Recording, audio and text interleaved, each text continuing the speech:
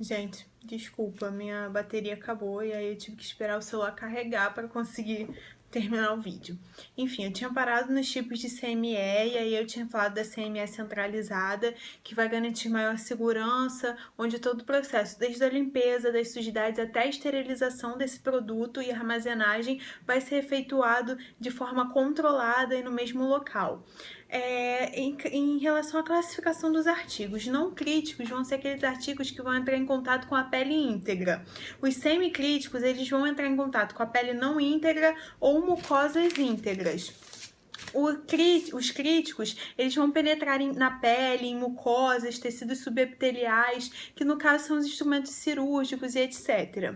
Então, os produtos não críticos, eles devem pelo menos passar pela limpeza. O semicrítico, pelo menos pela limpeza e desinfecção. E os críticos, pelo menos pela limpeza e esterilização. A limpeza em si é a remoção de sujidades e ou matéria orgânica visível. Essa é a pré-limpeza.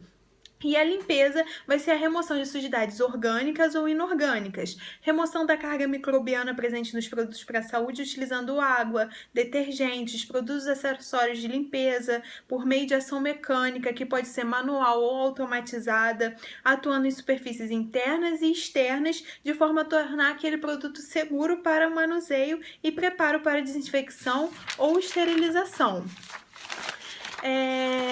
Em relação a, depois da limpeza, deve-se fazer a inspeção desses produtos para a saúde. Mesmo que ela seja manual ou automatizada, ela deve ser avaliada por essa inspeção visual com o auxílio de lentes intensificadoras de até 8 vezes de aumento.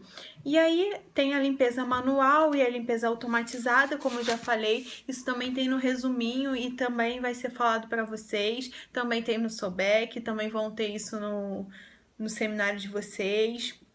O uso só que eu quero que vocês saibam uma coisa importante, que o uso da máquina, ou seja, da limpeza automatizada, vai minimizar os riscos de acidentes e com material biológico. Então, quais são as vantagens, por exemplo, das lavadoras termodesinfectadoras? Menor risco ocupacional, uniformidade do processo, produtividade e possibilidade de desinfecção. Então, isso é muito importante vocês lembrarem, tá, gente? Em relação ao enxágue e à secagem, primeiro esse enxágue deve ser feito com água potável. E para materiais críticos e semicríticos, esse enxágue deve ser finalizado com água tratada. E de que forma que essa água pode ser tratada? Essa água pode ser tratada através de filtro de sedimentos, abrandadores, deionização, osmose reversa e destilação. Quero que vocês deem uma olhada também em biofilmes, que é muito importante vocês saberem. Vocês também vão estudar um pouquinho de biofilmes em DIP no 6º período, mas para a prova de ESAI é importante vocês saberem o que é biofilmes. Também tem no resuminho um resumo, né, sobre biofilmes, mas é importante que vocês pesquisem e deem uma olhadinha no livro também. Em relação às embalagens para esterilização dos produtos, tem que ter um invólucro que permita a entrada do ar e do agente esterilizante, assim como a sua saída, mas que impeça a entrada de micro-organismos. E aí tem essa embalagem, ela tem que então permitir essa esterilização e manter esses artigos estéreis durante o transporte e armazenamento até o seu uso. E essas embalagens podem ser reutilizáveis e descartáveis. Também tenho alguns exemplos no resumo, eu botei para vocês. Sobre a desinfecção, é o método capaz de eliminar muito ou todos os micro-organismos patogênicos, com exceção dos esporos. É indicada para produtos semicríticos e os produtos não críticos. O que eu acho muito importante vocês saberem da desinfecção são os fatores que podem afetar esse processo de desinfecção. Gente, por favor, estudem isso. Quais são os fatores que podem afetar a desinfecção? Quais os fatores que afetam o processo de desinfecção? A limpeza prévia do material, ou seja, se essa limpeza prévia desse material não for feita de forma correta, a desinfecção vai ser logicamente afetada. O período de exposição ao germicida. Se esse produto não ficar no tempo correto, a exposição daquele germicida, no tempo indicado, essa desinfecção também vai ser afetada, não vai ser efetiva. A concentração da solução germicida. É uma coisa muito importante de vocês saberem é que, às vezes, quando em alguns lugares, após a lavagem, após a limpeza, desculpa, esse produto ele não é seco corretamente. Então, eles colocam esse produto ainda molhado no germicida, e aí, peraí, gente, que tá acabando a bateria de novo. E aí eles pegam esse produto, eles pegam esse instrumento, colocam na solução germicida ainda molhado, e aí vai ter mais água naquela solução, ou seja, alterando a concentração daquela solução, alterando então a efetividade daquele germicida. Ele não vai atuar da mesma forma. A temperatura e o pH também podem afetar a desinfecção. Essa desinfecção pode ser de baixo nível, de médio nível e de alto nível. E os métodos de infecção podem ser físicos, que agem por ação térmica, os químicos, que vão agir pelo uso de desinfetantes químicos, e os físicos químicos, que vão associar agentes químicos e parâmetros físicos em processos automatizados. Dos métodos de desinfecção, devem se priorizar os físicos. Por quê?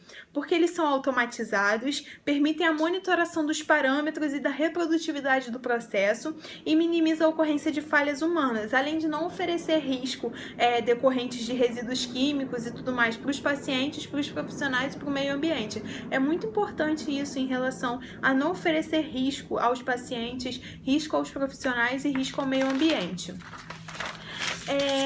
Em relação aos métodos físicos automatizados de desinfecção, eles realizam desinfecção de alto nível, são atóxicos para o paciente e para o meio ambiente, como eu já havia falado. Os artigos utilizados devem ser termorresistentes, ou seja, aguentarem elevadas temperaturas, e eles têm baixo custo operacional. Já os métodos químicos de desinfecção, eles são indicados para artigos sensíveis ao calor, proibidos para artigos semicríticos utilizados na assistência ventilatória, anestésica e inalatória. Agora um pouquinho rápido sobre o enxágue. O enxágue deve ser feito 3 enxágues distintos com duração mínima de 1 minuto. A desinfecção química manual, ela deve ser a última opção de escolha para o processamento de produtos termossensíveis, por causa da complexidade dos desinfetantes, tanto para o profissional quanto para o paciente, se houver algum resíduo, e para o meio ambiente também.